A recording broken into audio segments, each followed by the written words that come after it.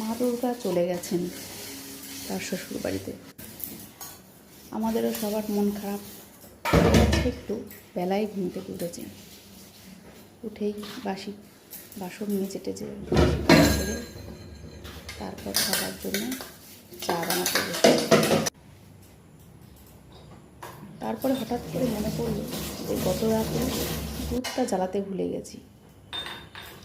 Deep ফ্রিজেই দুধটা রাখা ছিল। তারপর দুধটা নামিয়ে দেখুন বরফ হয়ে গেছে দুধটা পুরো। দুধটা জ্বালাতে আমার অনেকটা সময় লেগে গেছে। তারপর টুকটাক আমার কাজকর্ম সমস্ত কিছু করে তারপর সবার জন্য চা বানালাম।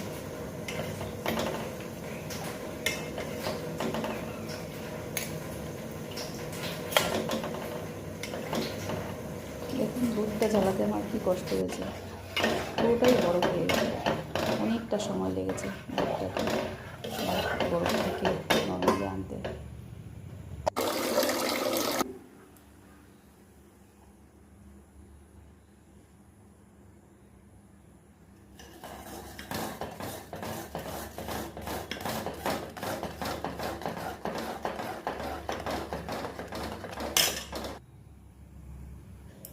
ছেলের বোতল আমি রোজ সকালে ঘুম থেকে উঠে এভাবে জলে ভালো করে ফুটিয়ে নিই।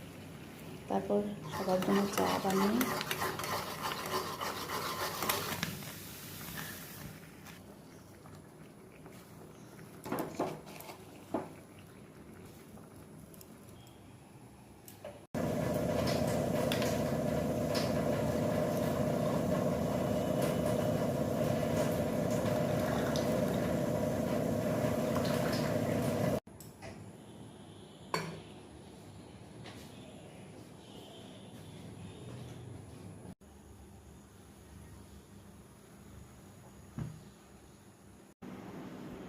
নিজেও বসে পড়লাম চা খেতে।